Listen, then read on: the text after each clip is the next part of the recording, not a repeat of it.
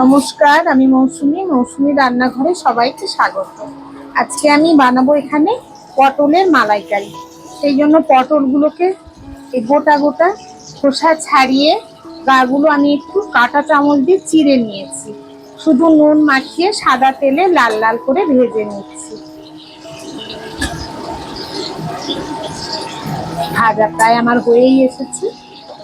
এবার আমি এগুলোকে তুলে নিয়ে মূল রান্নার পর্বে আসবো।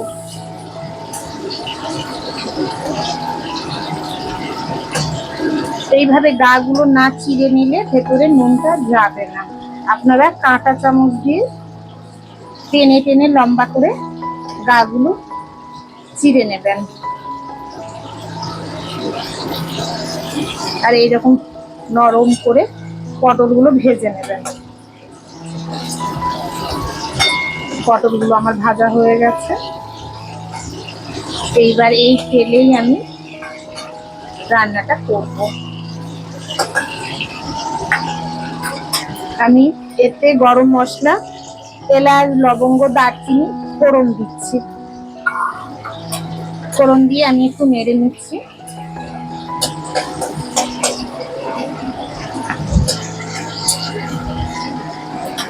এরপর আমি এক এক করে এখানে কাজু আর কিশমিশ বেটে রেখেছি।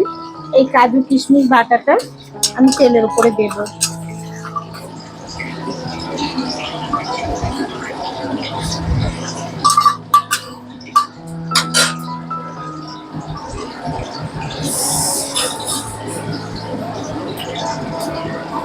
এরপরে আমি 4 মগজ বেটে রেখেছি, দিচ্ছি 4 মগজ বাটা।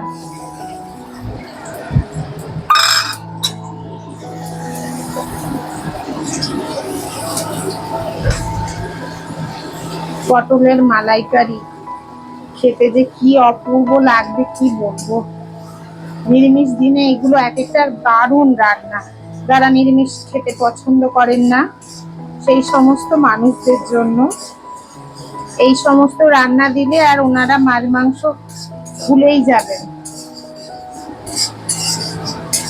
দারুণ খেতে লাগবে।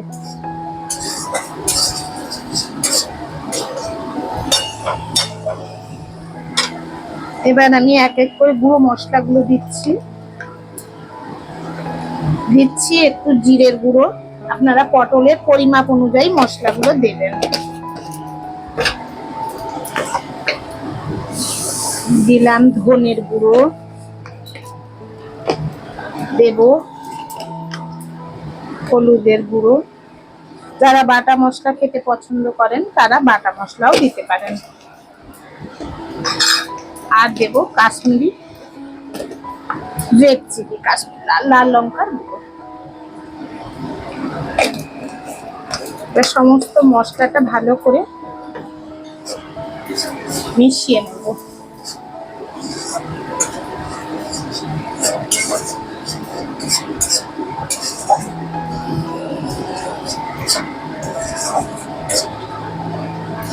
গ্যাস আমার একদম কমানো আছে। আমি এই মিশ্রণে টক দই ফেটিয়ে রেখেছি, এই টক দইটা দিয়ে দিলাম।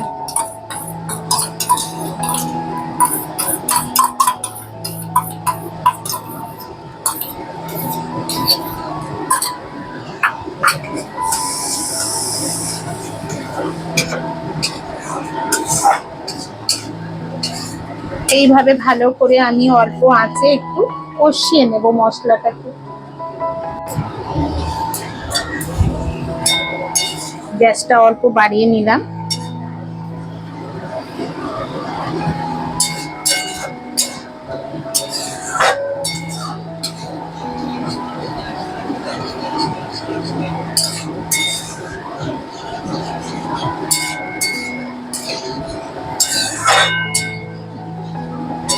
এখন আমি দেব লবণ,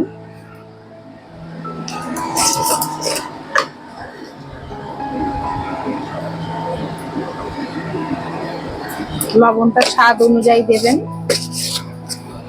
আর এই সময় আমি একটু চিনিও দিয়ে দিচ্ছি।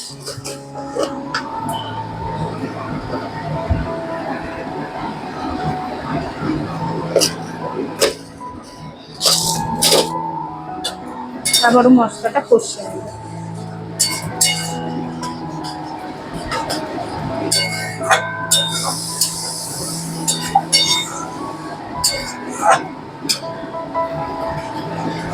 দইয়ের কাঁচা গন্ধটা আর পাচ্ছি না। এখন আমি পটলটা দিয়ে দেব।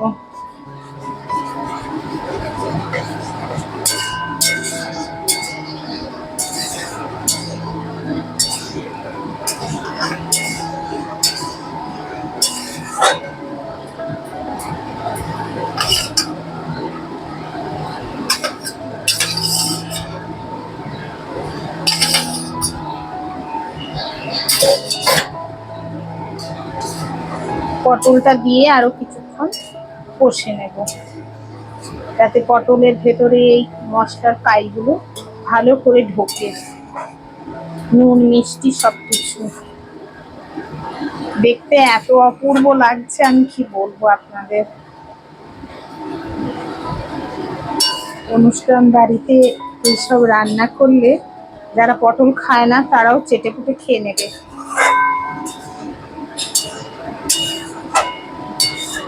এবার গরম আসছে, গরমে পটল তো সব সময় পাওয়া যাবে। আপনারা অবশ্যই অবশ্যই একদিন হলেও বানিয়ে খাবেন, এত অপূর্ব স্বাদের রান্না। না খেলে মিস করবেন কিন্তু। এইভাবে একটু আমি রান্না করি।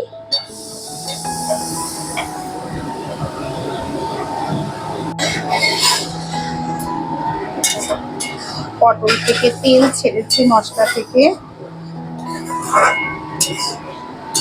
এবারে আমি দেব নারকেলের দুধ।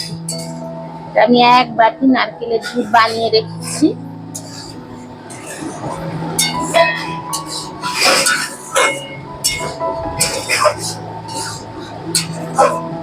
এটা আমি এই সময় দিয়ে দিলাম।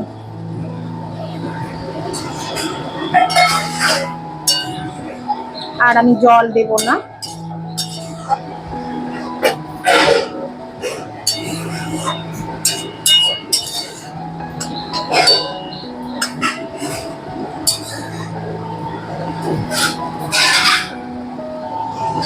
এইভাবে ঢাকা দিয়ে আমি একটু রান্না করব, খুব বেশি ঢাকা দিয়ে দেব না, এইভাবে একটু ঢাকা দিয়ে কিছুক্ষণ রান্না করব।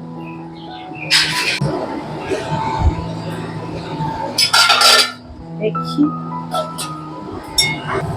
কতটা মাখো মাখো হয়েছে, দেখতে যা অপূর্ব লাগছে, আমি কি বলবো আপনাদের, দারুণ লাগছে। পটল তো আমি ভাজার সময় পুরোটাই হয়ে গেছিল, প্রায় একদম সুসেদ্ধ। নুন মিষ্টিটা নামানোর সময় দেখে নেবেন। আমি এখানে জায়ফল আর জয়িত্রী একসঙ্গে গুঁড়ো করে রেখেছি, এই গুঁড়োটা এর উপরে এবার ছড়িয়ে দেব।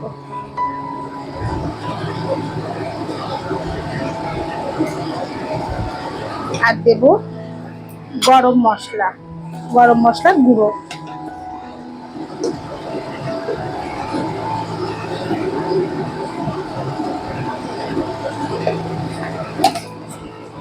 আর দেব গাওয়া ঘি।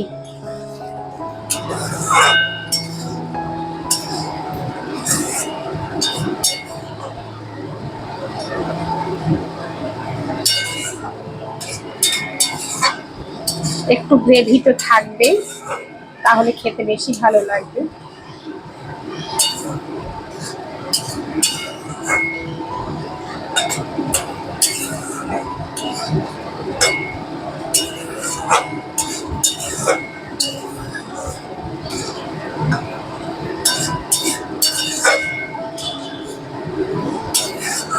আপনারা অবশ্যই অবশ্যই বানাবেন, খেয়ে আমায় বলবেন কেমন লেগেছে।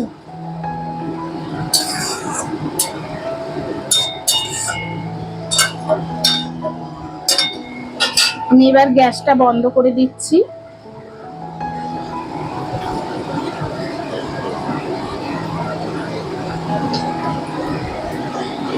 তারপরে একটু ঘি ছড়িয়ে দিচ্ছি।